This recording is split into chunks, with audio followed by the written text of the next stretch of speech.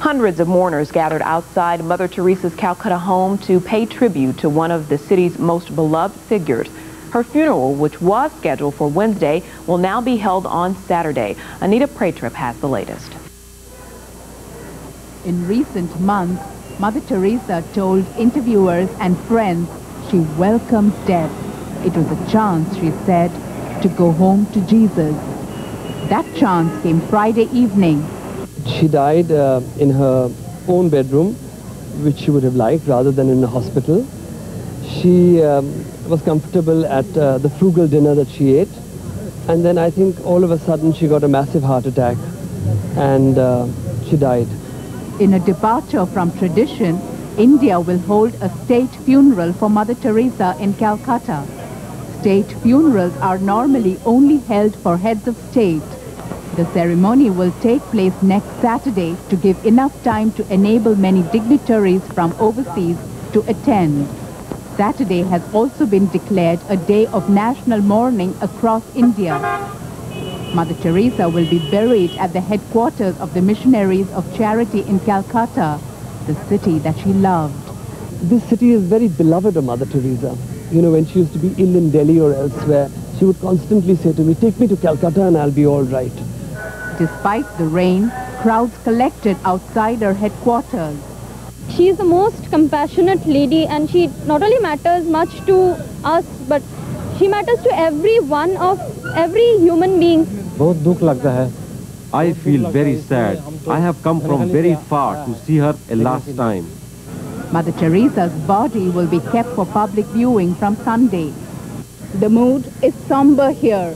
People say they feel orphaned. She was mother to all. They say they will miss her presence, her love, her compassion. Though expected, Mother Teresa's death has certainly created a void. A void her order must now fill. For nearly half a century, nuns of the Missionaries of Charity have been guided and inspired by Mother Teresa. They now draw inspiration from her death. Nuns at her bedside say Mother Teresa's last words were, "Jesus, I love you." Anita Pratap, CNN, Calcutta. Pope John Paul II celebrated Mass for Mother Teresa today at his summer home near Rome. The pontiff thanked God for the life of Mother Teresa and said he was deeply shocked by her death. He told the people he was confident her selfless work for the world's poorest would continue, saying Mother Teresa made life's wounded experience the tenderness of God. Mother Teresa was 87. Great Britain and the world have said goodbye to Princess Diana. Millions of people watched the ceremony unfold while paying respects to a woman they dearly loved. Saviandero reports. They came from all over to stand in the early morning cold and say farewell to a national treasure. I'm afraid you're going to have to take it out then. And that's how much she means to us. We've been here all night just to get a glimpse of everything that goes on. As the hours passed, people here got to know one another. I'm glad I haven't got the teeth in it. They shared anguish about the two motherless boys and thought about what it was that made so many come. The reason why everybody's here, just ordinary people, is because they identify with her journey, her road towards integrity. You know, and ordinary people are wanting to find ways to push the boundaries in life and to find meaning in life. What made you come out here today? I'm not really sure. I just felt I had to be here. I've never met the woman, but I felt like I knew her. Like they say, you don't miss anyone until they've gone, and it just sort of struck a chord when she died. People monitored radios waiting for the cortege, and as it neared, there was an air of hushed reverence. This was perhaps the most poignant moment for the people here after a week of intense grieving. The arrival of Diana's coffin brought home the reality of her death.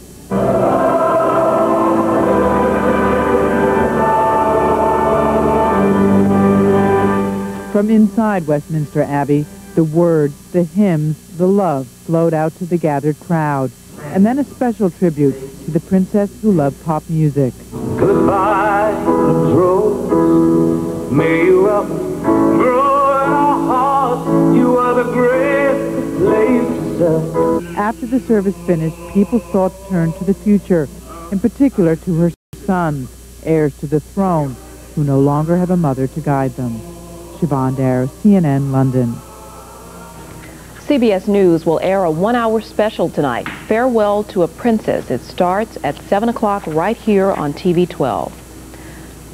While Princess Diana has been laid to rest, the funeral for the driver of the car in which she died has been delayed. Henri Paul's burial was postponed. It comes after a judge accepted the Al Fayed's family's request for a detailed autopsy. Paul was supposed to be buried this morning, just hours before Diana's funeral. French police have said that Paul was legally drunk at the time of the accident. An investigation is still underway. Well, Patrick Dennis is off today, no doubt enjoying the nice weather, so Skip Kordas is in to tell us if there's more summer-like weather in store. Well, Patrick picked a good day. It was a little hotter out there today, but lots of sunshine, a nice Saturday. Sunday, though, brings a little better chance of showers in the Ark-La-Tex. Your Storm Tracker 12 6-day forecast is coming up. Then coming up after weather, there could be some bad news for the woman who wants to put the president on trial. We'll explain when coverage you can count on continues.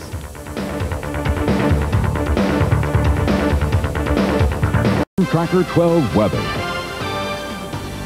Well, good evening, everyone. Wasn't it a nice day out there? Did you notice it was a little hotter across your Ark-La-Tex, and the humidity levels are starting to creep back up? After all, it is still officially summer out there. You know, we had some breaks from the summer heat the last few days. Today's high in Shreveport, a live picture from our downtown Skycam 12, was 91 degrees, so it was a little hotter than expected. I thought it might only hit 88 or 89, but it got a little hotter. Low this morning of 65. No rain, of course, today with the beautiful sunny skies. Normals of 90 and 69, and records of 102 back in 1947 and 56 back in 1974. We were flirting with those 50s earlier at the end of the week. All right, right now outside currently, we've got mostly sunny skies, 89 degrees. It feels like 96 with the humidity going up. It's at 55% right now. Calm winds, and the barometer is holding steady at 29.99 inches of mercury. That's a live picture of our downtown airport in Shreveport. All right, temperatures around the Ark-La-Tex right now, 86 at Barksville Air Force Base, 90 already in Ruston and Longview, 89 that is in Texarkana, 86 in Natchitoches, and generally in the upper 80s to near 90 degrees everywhere across the Ark-La-Tex. And like I said, the humidity levels have been increasing throughout the day. Here's what it feels like out there right now. It feels like 90 in Texarkana, 91 in Bossier City, 94 in Ruston, 96 it feels like in Magnolia. Magnolia was up to 100 degrees for heat index temperatures. So to give you an indication, the humidity is coming back, and we're seeing some moisture coming in from the southeast. So it's going to feel more like it should this time of year. It's going to feel more like about 100 degrees in some spots again for your Sunday.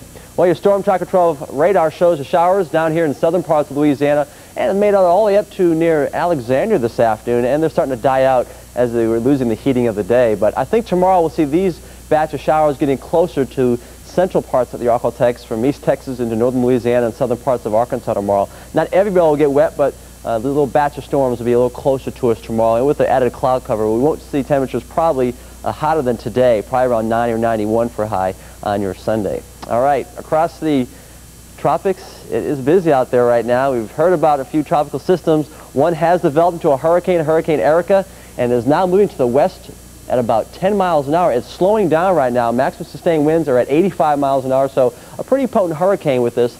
And it is starting to move up to the north and northwest. And what is happening is we have a big trough of low pressure off the east coast. It's going to help to deflect this off into the Atlantic. So here's Puerto Rico, here's Dominican Republic and Haiti. Looks like it's going to miss these islands here and move to the north of them up into the Atlantic. It could affect Bermuda, but should not affect the United States. This one, at least this time around. There are more developing out to the east of this, so we'll have to wait and see, and keep an eye on the tropics. We're headed towards the peak of hurricane season next week. All right, in the Ark-La-Tex for your Sunday, hey, it's going to be a little more stormy out there for tomorrow, I think. Anywhere in this green area, we'll see a few scattered storms around the Ark-La-Tex. Not everybody will get rain, but a better chance of storms with this trough of low pressure right across central parts of the Ark-La-Tex. So a little better chance of getting wet on Sunday. All right, your Storm Tracker 12 6-day forecast numbers. Tomorrow, high temperature 90 degrees with a low tomorrow morning of only 68, so not quite as cool as it has been the last 3 to 4 mornings. And then on Monday, partly sunny skies, 91 and a low of 69, and a high on Tuesday of 92 degrees and a low of 70. So that's more where it should be this time of year, around 90 degrees with lows in the upper 60s to near 70 degrees. And then another cold front comes in for Wednesday. Giving us our best chance of rain for the next 6 days will be on Wednesday and a high of 85, and then cooling down for the second half of the week with highs back to the mid-80s. So it's going to be that time of year, Stacy, where you have cold fronts come in every 4 or 5 days or 6 days or so, and it kind of knocks the temperatures back down. So 92 the highs out of the next 6.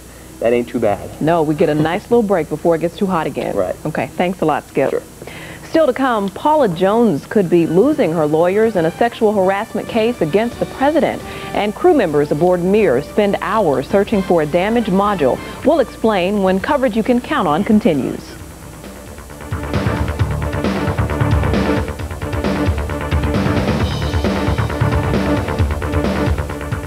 And now, a message from Ed Bradley, Vice President and General Manager of TV12.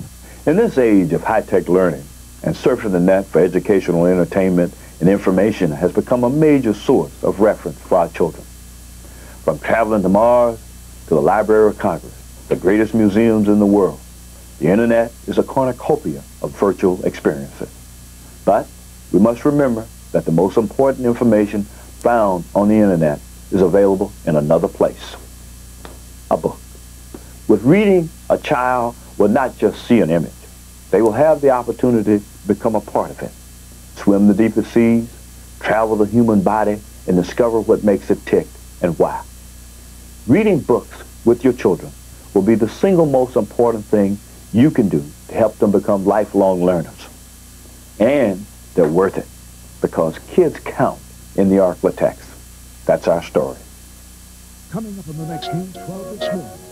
Hi, I'm Lawrence Mackey. Did you know that your wedding ring might be able to help you prevent arthritis? We'll show you Monday.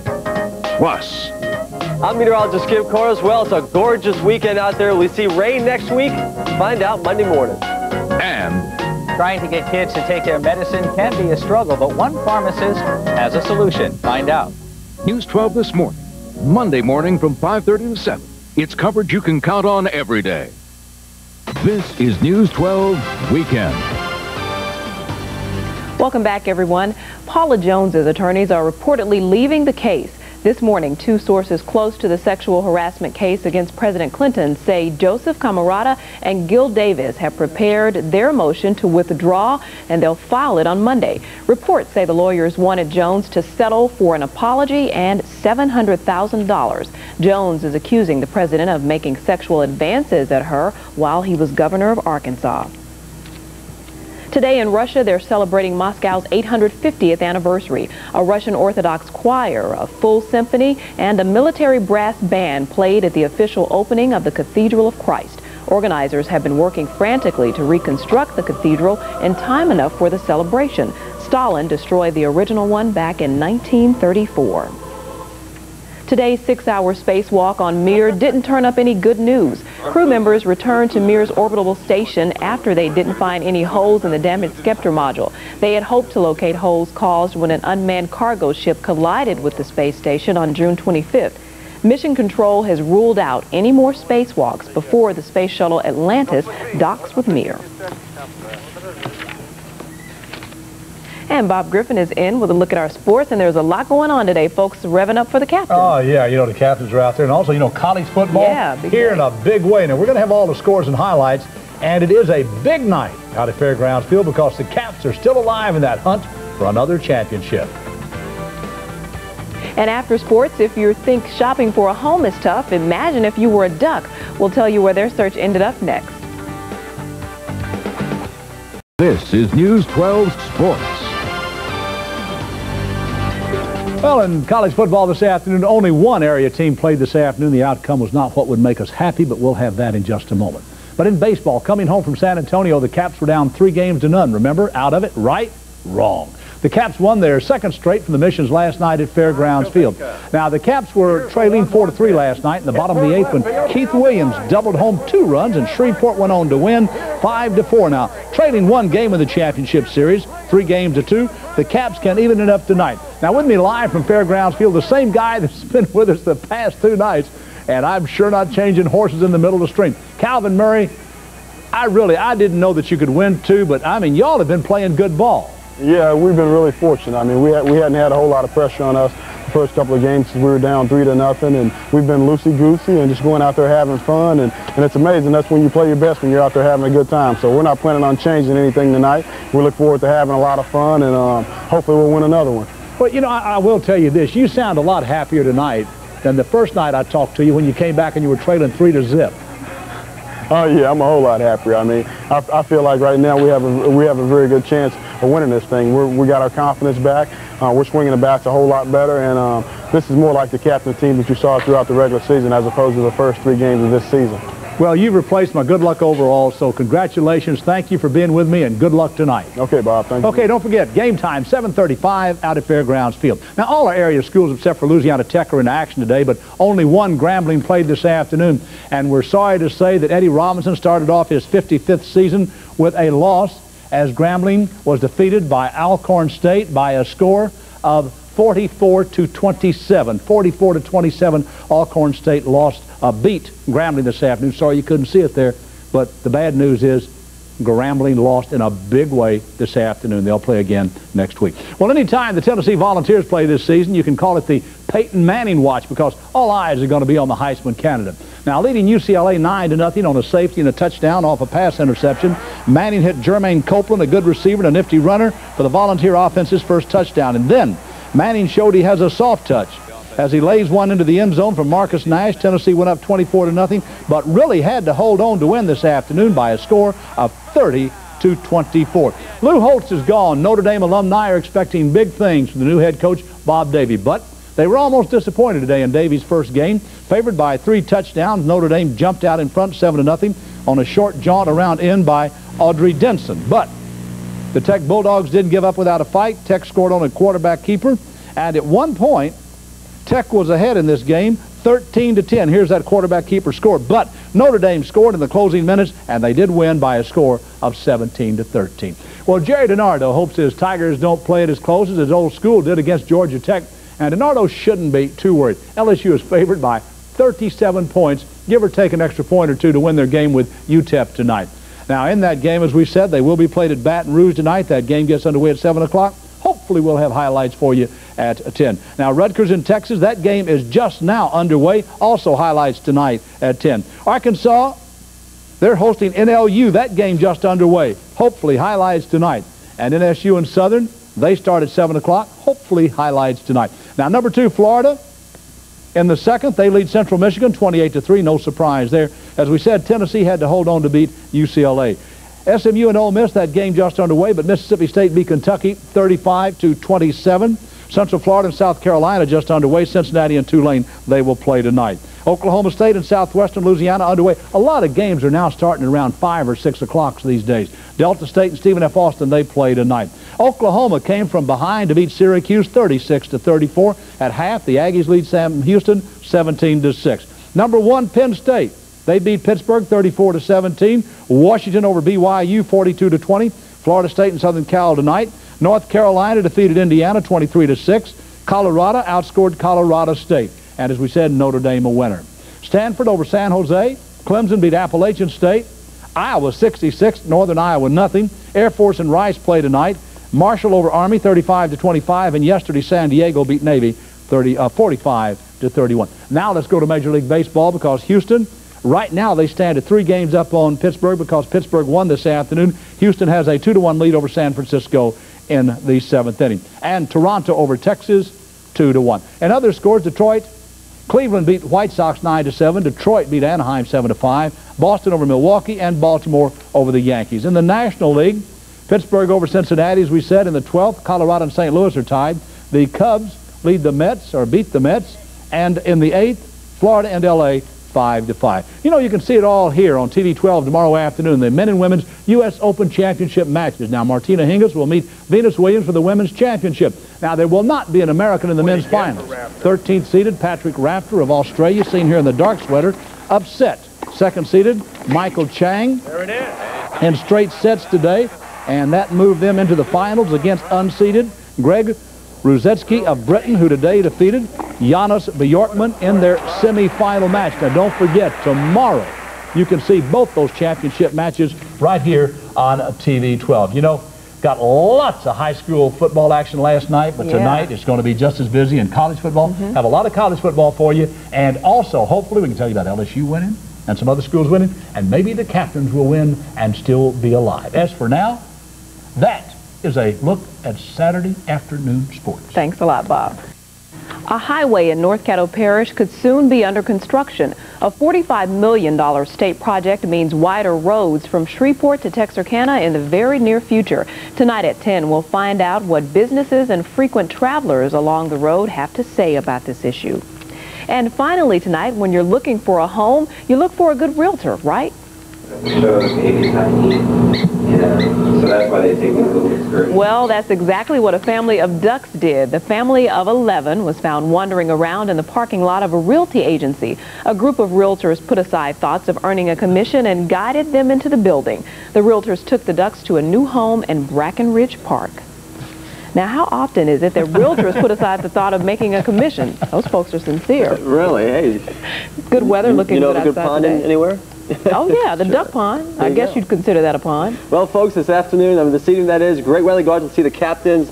Beautiful weather for tomorrow as well. A little bit of chance of rain, though, on Sunday than today. So humidity is starting to inch back up there. Okay.